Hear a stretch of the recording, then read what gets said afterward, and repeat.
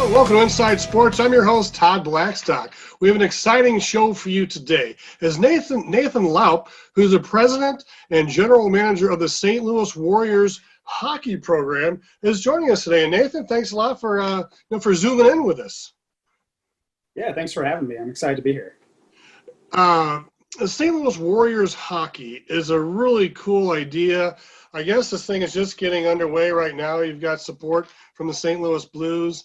I know this is a big deal. And basically, overall, it's a lot of veterans are coming back from combat, and they need some things to do. They need some things to get their minds off.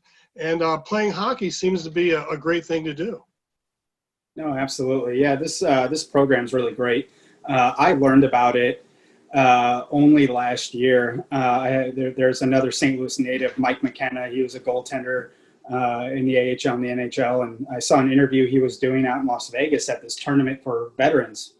Had no idea what it was. I had to look into it. Found out St. Louis didn't have a team yet, and took it upon myself to start reaching out to USA Hockey and the Blues, and we've had a warm reception from the Blues alumni. They jumped on board.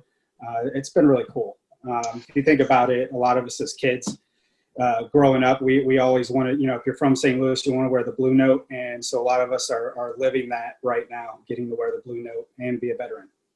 It's exciting to be a Blues fan right now. I'm wearing my shirt. I put this on purpose, the All-Star Game shirt that I got to get. Coming off the NHL All-Star Game, a Stanley Cup champion, and then all of a sudden, things kind of shut down here. It restarted, but a lot of work was going on behind the scenes during the pandemic and, before that to get the league going.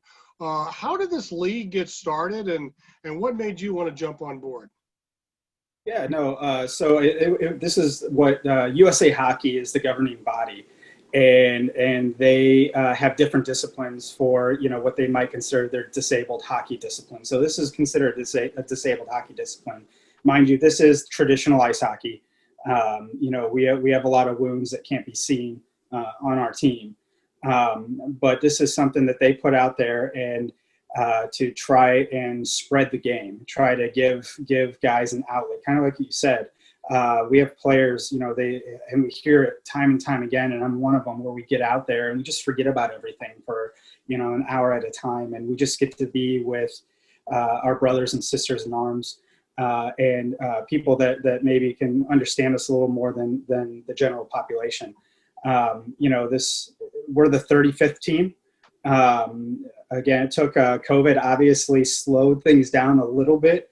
The league itself, I'll put air quotes around that. It's more of we play tournaments and other charity games against other Warriors teams.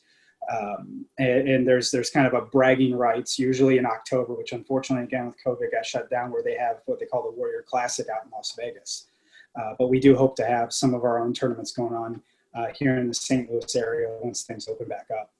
The St. Louis Blues obviously have been fantastic with this, and they've really opened up their organization and a lot of their facilities for you guys so you can hone your skills and get some practice time out there. Well, they really have. They when I had that meeting with the Blues, they right away were on board. Offering up, getting us out to Centene, to the Blues practice facility. There's some talks that when the ice goes back in at Enterprise, that we'll get an opportunity to go skate at Enterprise as well, which again would be a childhood dream for most St. Louisans. The Blues alumni as well, when they heard about this, they jumped on board. And in fact, a great Blues alumni, Rob Rammer, jumped at the opportunity to coach our team, and he's now our head coach. He is. We have two teams. We're up now. I think we just interviewed our 70th player. You have to qualify for this to be a part of this club. And Rammer is helping keep us all in line, so to speak, and skating the heck out of us as well, which I think he enjoys a little too much. But we have some ties back to the Philadelphia area with what they've done there. That program's really done a really good job. And one of their alumni there, Brad Marsh, is really good friends with Rammer. And he basically told him he'd be silly if he didn't jump at the opportunity to help us out. Yeah, that it's must been be a pretty match made. exciting to have somebody of that ilk, because Rob Ramage was a top draft pick. He was one of the all-time great defensemen in the NHL, and he was a tough guy too. He's kind of a no-nonsense guy, so he can keep you guys in line. But I think most of the veterans playing hockey can probably keep themselves in line as well. I mean, you guys are the heroes of the world. The protectorates of our freedom here in the great United States of America. But that's a tough deal when you're over there. I mean, you're in Iraq or in the Gulf War, and some of these places trying to defend freedom and democracy in the United States of America. I mean, but in the meantime, you're getting shot at. You're seeing people getting killed, your comrades, and some of the guys in your program have been injured and have disabilities, but they've moved on and they've been able to play hockey, and it's got to be a great release for you guys. Oh, absolutely. And to get out there, again, it's this program is so much bigger than hockey. It's just really cool that we get to do it through the sport of hockey. We get out there and it's everyone kind of finds their place. Everyone, it's funny when you have a team full of alpha male and females out there, because everyone's a leader, but everyone's working together great. And we hear it time and time again, just how much this is, you called it that release, just to get out there and feel like you belong to something again, to have that team mentality, to contribute to something bigger than yourself. It's been great. And we see it in our players' social media posts, and we have a lot of players that their profile picture and their background and everything else in social media is St. Louis Blues Warrior Hockey. And that's so cool. And it just is really neat. And the other part, we have players that have come out that have never even laced up skates before. And so they started from nothing, and they have just, put in the work and are doing, I remember the first time one of our players came up, and the joke was that he tended to run into me quite a bit when he was coming in practicing, shooting. And I remember the first time he came up and he did a hockey stop and actually sprayed some ice. And he had the biggest grin on his face. And I just, Were you the goalie? I just was like, yes. So I was like, I'm glad you didn't hit me. But that is so awesome that you, in this short period of time, have been able to do this. I mean, we practice, we get on the ice more than any other program in the country. We're a 501c3, so we're always trying to raise money to keep us on the ice and everything else. We don't ask for much from the players themselves, because we're in so many different areas of our lives. Some people, are struggling financially, others are doing just fine, but we don't want to tax them too much with the cost of equipment and the cost of jerseys and things like that. So we do our best to cover almost everything. So the ladies are involved as well. They get to play in the games. You guys are checking each other and slamming each other into the boards, and they're cool with it? Well, we're technically not supposed to check, even though Rammer might have laid out one of our players in the corner this morning just to prove a point. But that's neither here nor there. They do. In fact, so we have two teams. We have we probably are going to break into three teams here shortly. But we have what we call a beginner/intermediate team and an intermediate/advanced team. And one of our goalies is a female, Tracy, and then another person that's a little bit newer to the game. Her name is Buff, and she is an exceptional individual. Just where she came from and what she does, and she's just one of those like leaders that everyone's drawn to. And in fact, we just voted captains for both teams. And for the lower intermediate team, Buff was named captain and Tracy was named one of our assistant captains. If that gives you any idea, if the girls are hanging, they're absolutely, if not dominating. So it's really cool. Yeah, that sounds like a lot of fun. I used to cover some things, guns and hoses on ice, which was a cool thing where the firemen and the policemen would play in a celebrity game with some Blues players. And, this is kind of like, I don't know if it's piggybacking on that, but it's certainly a fantastic idea. Can you tell us a little bit about some of your experiences, overseas fighting for the country? I did read something about Matt Mitchell, who helped set this interview up, where he had some some issues with with the war coming back. Obviously, you're with camaraderie with your units, and you're fighting, you're working, you're getting paid, you see a lot of stuff, but then you come back home, and it's kind of like you have to start your life all over again sometimes, don't you? No, it really is like that for a lot of folks, especially, that have, seen combat or had injuries. And to be clear, for this program, it doesn't have to be a combat related injury. It's just an injury in general, and you have a VA rating. But for those of us, my first day at boot camp was actually today, 19 years ago.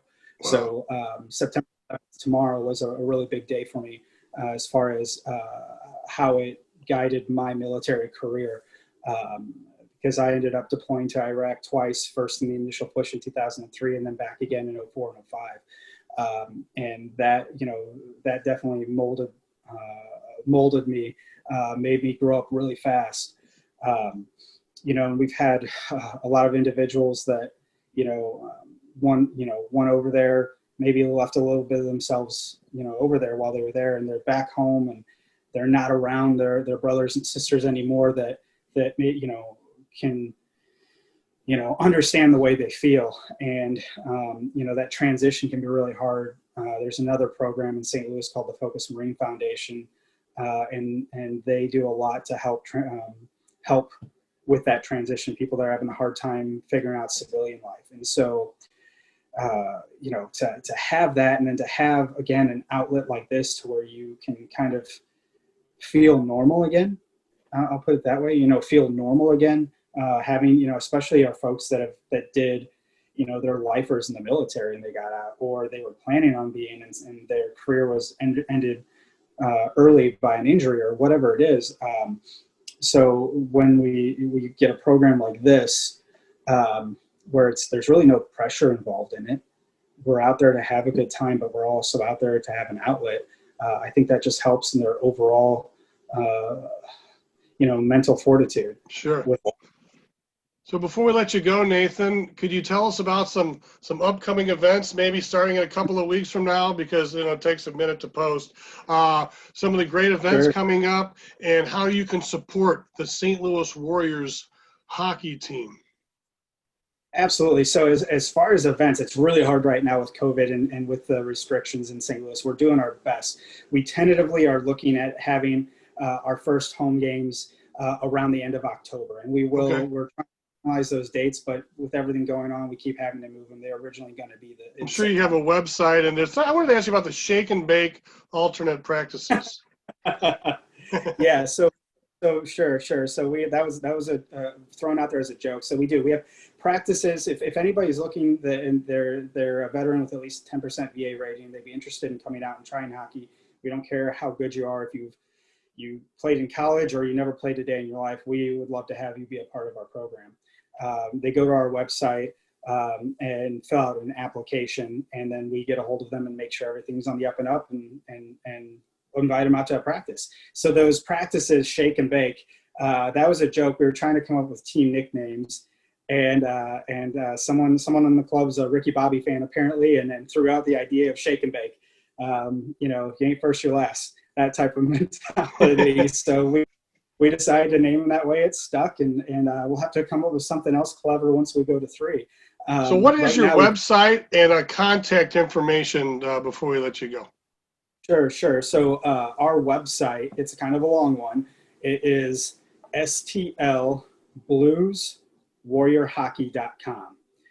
So that's stlblueswarriorhockey.com. And on there, we have our contact information with our email addresses and everything else if you'd like to get a hold of us. We also do have a very active Facebook page that we do get a lot of messages on, and we get back to everyone as soon as possible. So it's awesome. If you want up on Facebook, it's St. Louis Blues Warrior Hockey on Facebook, and we'd love to hear from you. There you have it, a true hero in our country, and the Warriors are coming home and playing for the Warriors. Nathan Laupp, President and General Manager of the St. Louis Warriors Veterans Hockey Team, thanks for joining us on Inside Sports.